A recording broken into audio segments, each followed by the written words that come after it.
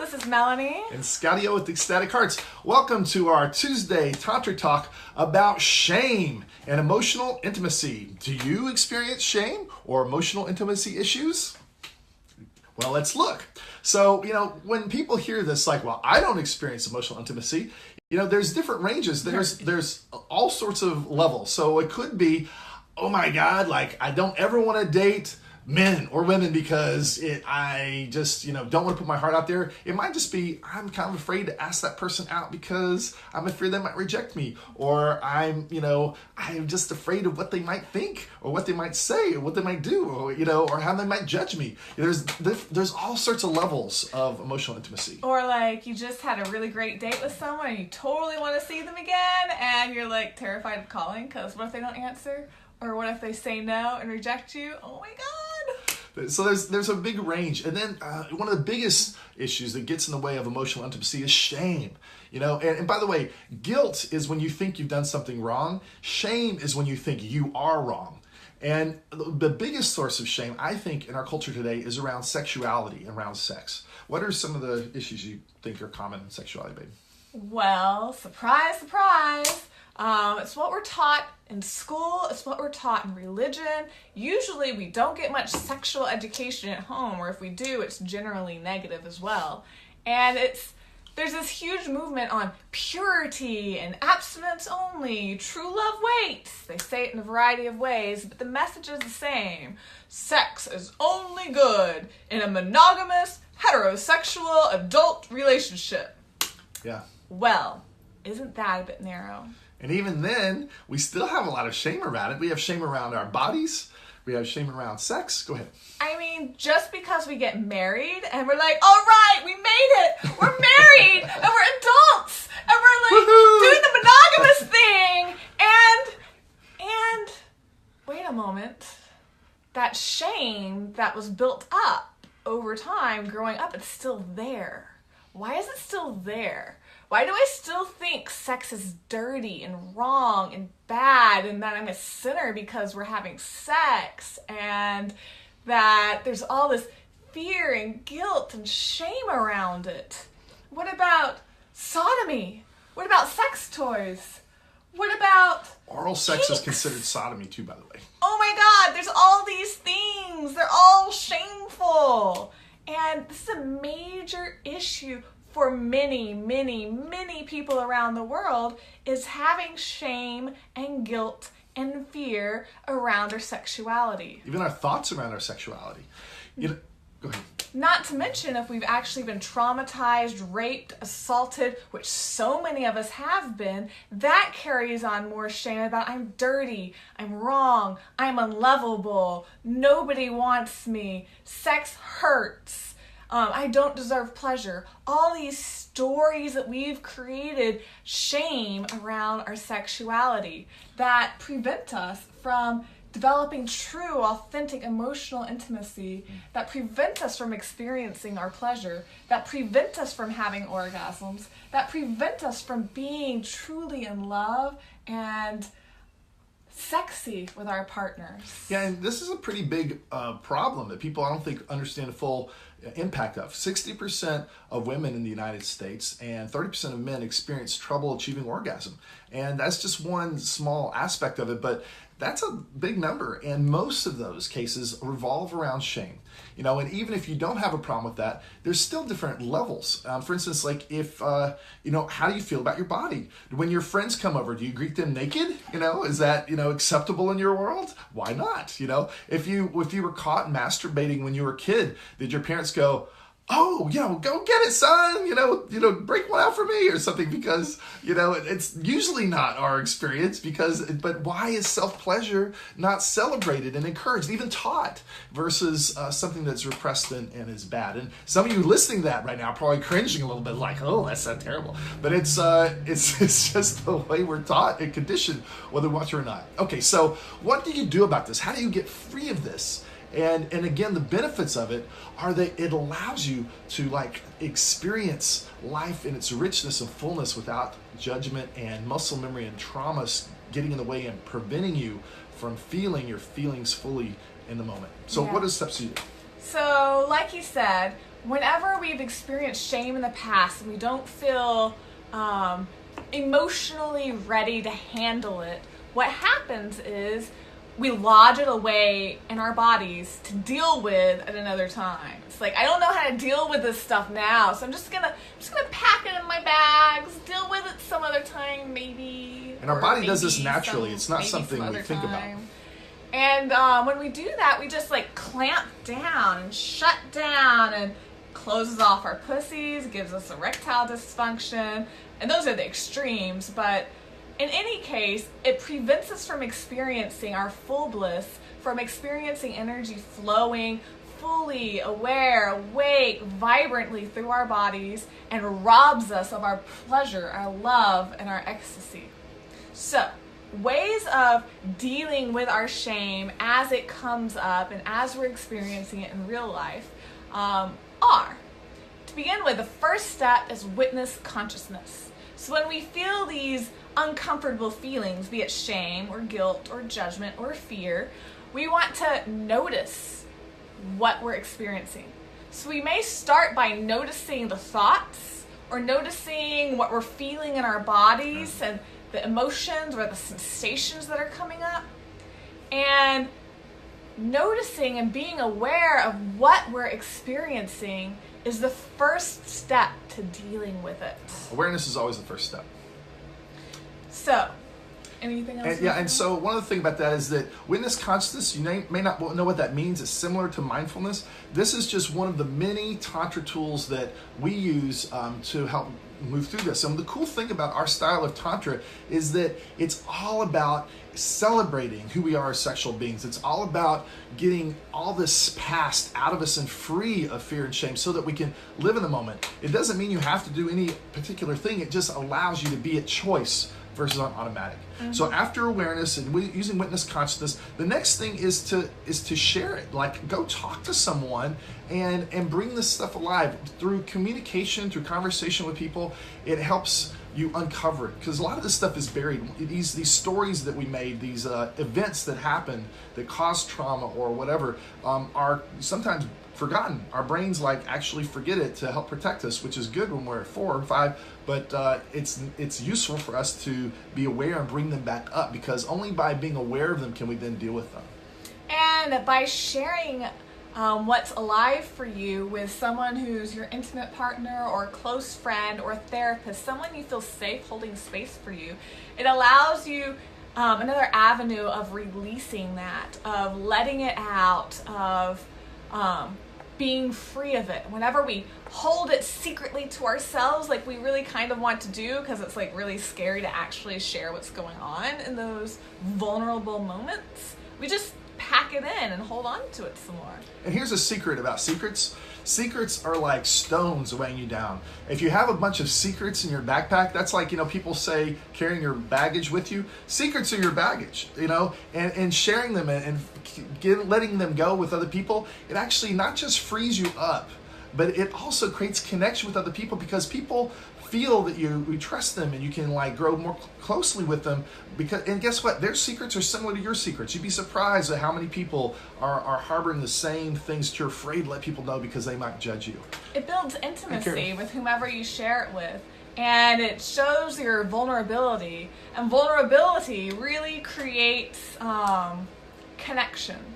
Right. So one of the things you can do in communication is figure out the story. Like, if you can go back in time and think, it's usually before 5 or before 8 is 80% of the time, 80% of the stories we create. So it's what happened? Some event, some emotional event happened, and maybe you were spanked, or maybe you were caught masturbating or something, and you were told it was bad and wrong. What is the story you said at that time? Because if you can figure out that story, then you have access to creating a new story. But even if you don't figure out the story, the next step is to fully feel your feelings. This is really critical. You want to elaborate on that, sweetie? Yeah. So anytime you're feeling emotions, you want to fully feel them. And when they're uncomfortable, maybe you want to cry, maybe you want to scream and shout, maybe you want to beat some pillows or curl up in a ball and let it all out. Or if you're out and about in public or at work, you can go to the restroom and do a simple emotional release practice called the silent scream.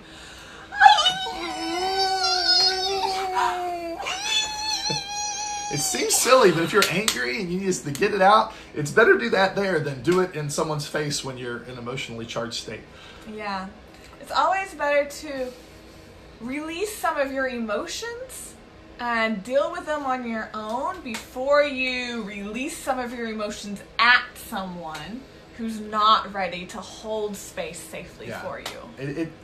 You definitely want to communicate, but you don't want to communicate from an emotionally charged space if you think it's going to get in the way of that. So it can look a lot of different ways. It might just you be going home and crying with a pillow. It might be banging and hitting the pillow and getting your anger out. It could just it doesn't really matter what it is. It doesn't matter what the emotion is. The key is to fully feel it. If you repress it, what you resist persists. It'll just build and grow, and it'll cause problems. I mean, this actually creates physical as well as mental and emotional problems for people if you repress your feelings. So it's always going to haunt you. It's always going to get in your way unless you let go. And it takes a little courage.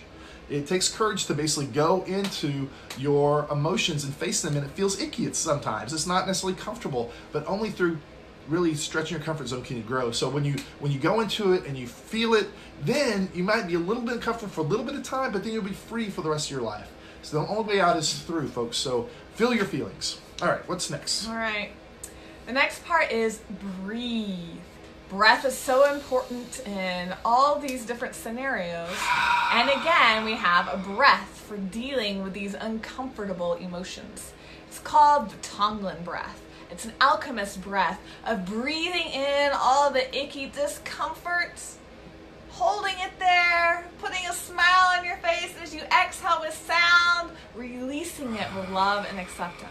And so do this with us right now. Think of something that you feel icky about, some maybe shameful event, some fear that you have around maybe rejection, something that just makes you feel a little icky, right? And then what you want to do is breathe in and breathe in ickiness. Fully feel the ickiness. Don't smile yet. You want to just breathe in and hold it, be with it, feel it fully, and then transform. When you let go, then go to a smile and just a love and acceptance. Just see if you can transform that feeling in your body into love and acceptance with a smile and exhale. And then repeat. So go back to the ickiness, feel it, let it ickify you, slime you, and then switch. So by doing this a few times, you'll start noticing that the more you do it, the harder it is to hold on to the icky feeling because you're processing it and actually transmuting it, transforming it. So that's just one of the many techniques you can do. You can do kind of in a hurry if you need to. Yeah. Okay. And breathing always just helps to loosen things up. Because usually when we're stuck in discomfort, we hold our breath and we forget to breathe. And it's through breathing deeply that we're allowed to move that energy and release it from our bodies. Even in orgasm, a lot of times people are getting to the close brink and they hold their breath and then they kind of lose it. That's because you need to breathe to fully feel the feelings. The deeper and slower you breathe, the more you feel. Mm-hmm. So breathing is really important. Another thing you can do is move. So, there's a quick one. We'll just demonstrate real quick. It's something called the Shakti Shake. And this is basically where we so it's like you just move your arms, you bounce. You usually do this standing, but you make sound. Whatever sound you can. You move your arms, you move your face, your facial muscles. You let whatever come forth. And you just basically shake it out. You do this 2 to 5 minutes, and it's as long as 20 minutes. As long as you want. Go ahead. So I'd put on. You don't have to put on music, but I like to put on some music, shake it out for at least a song. If it ain't gone yet, keep on shaking it. It's healthy for you physically as well as helps to change your state and release all those emotions from our body. We normally, whenever we're in these icky, uncomfortable states, we usually are experiencing fight, flight, or freeze. Oftentimes freeze. And shaking it out helps us to move out of that state and to release that fight, flight, or freeze mode and to move through it. Yeah, and this is in modern era is pretty common in dance. That's a lot of people dance through ecstatic dancing or just partnered romantic dancing are great ways to help shift our conversation just about shame, for instance, because by moving your body and being in a loving embrace of connection and intimacy, that's actually a good just technique, I guess, to feel more connect to your body. I even recommend dancing naked at home while you're by yourself, just to like celebrate your body and revel in the freedom of your sexual power and who you are as a free being. So these are all the different things you can do, but moving is a great way to shift your state. If you're not liking the way you feel, if you're feeling negative, whether it's fear or sadness or depression, anger, whatever it is, when you move your body, if you put a smile on your face, that'll actually shift of your feeling after you feel the feeling fully, right? So you just don't want to be in it like for days, right?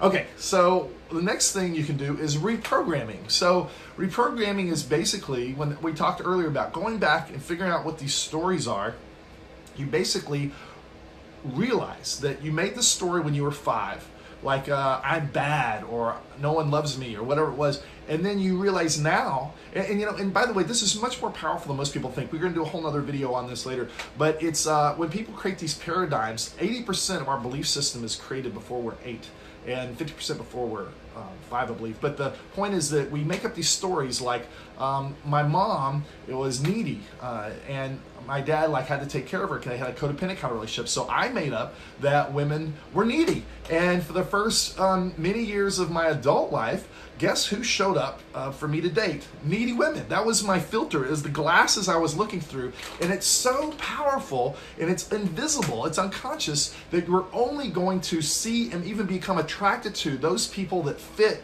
our pre-existing belief systems. And guess what? I was only having opportunities for codependency like my parents, which did not serve me. It's not what I really wanted. And so by doing this kind of work, I was able to look at that story and go, wait, I want a powerful, amazing woman who's going to be my partner in changing the world and is going to inspire me to greater heights of love and passion. Not someone that I need to go and create my castle for and then find her, someone that we can create together. And that was also a story that was keeping me in a holding pattern because I wasn't ever really ready for the love of my life because I wasn't who I need to be yet. But then when I shifted that, said, let's find a partner that we can do together, boom, the love of my life showed up. And now we're living ecstatically every day as we continue to grow and expand and learn, which is a never-ending process. That's just an example, but the point is that you want to go and uncover your limiting conversations, your paradigms, your belief systems that no longer serve you, and then change the story. And when you change the story, you will be amazed at how the world changes around you and how it just magically transforms. So another example is going from I'm unlovable to I am lovable. I'm unworthy. I am worthy. I'm a pervert. I am perfectly healthy in my sexual nature. Those are just some examples of changing our stories. Yeah. And the thing is, as much work as you do, all of this is a journey throughout life. It's hard to ever move through all of it. There's always something there, another level deep. And some of these stories, even though we've uncovered them and we think we've reprogrammed them and we think we've worked on them, they have insidious ways of just kind of hanging out back there. Or a different layer like an onion. Waiting. And pop up again. And you'll know that they're there because they'll pop up. So someone will say something or do something which will push a button. That's what we're talking about when you say my button was pushed. And you'll flare and we'll get angry or we'll get sad and we'll go, wow, using witness consciousness like type earlier, go, what's that about? Why am I feeling that way? And then we're able to look and go, oh, I've still got that abandonment thing going on I thought I handled a while back. Whatever. And so you can uncover, feel, and remove another layer. And every time you remove the layer, every time you get rid of these blocks in your body, these muscle memories, it actually frees you up. And you feel your energy moving through you. And it works both ways. If you just start moving energy, sometimes emotions come up because your emotions and your energy, they correlate. So the more emotions you feel, the more powerful and amazing your orgasms will be. The more loving you are, the more amazing your sex life gets. The more you start feeling and moving energy, the more emotions come up. Sometimes you don't even know where they're coming from, but that's okay. Just fully feel your feelings. So if you're doing Tantra, that's one of the things that you need to be aware of is that emotions are part of what makes us human. They're good. And then when you clear out the past, that just allows you to be fully in the present.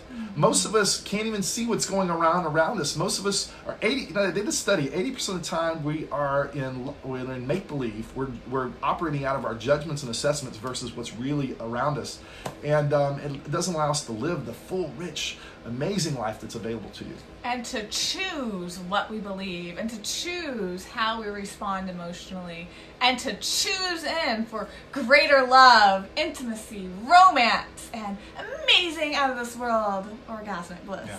And just so you know, these are some great techniques that can make a big difference for you.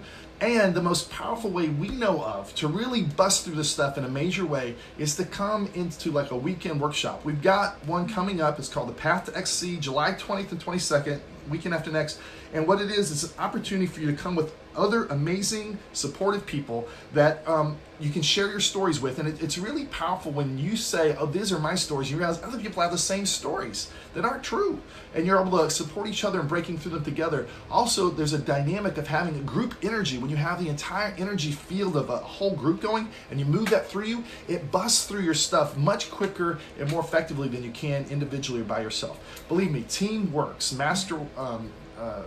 teamwork is one of the keys to helping you move through this quickly. And oftentimes it's going to a workshop like our Tantra workshop that's the only safe space many people have ever had to feel safe enough to feel these feelings or to express them or to release them or to work on them, because it's scary. And many people don't feel they have that safe container that they can go to. So come and join us, come into our safe container to express yourself, to explore your sexuality, to be free and empowered in the full magnificence of you and your wonderful sexual expressions. So that's it. Know that you are perfect just the way you are. Shame really has no value, so you can let that go and just notice what you're feeling and experiencing, and choose how you want to live your life versus be at mercy to it and feel. And that's it. So I'm Scotty O. And I'm Melanie. See you next time. All right. Bye-bye. Namaste.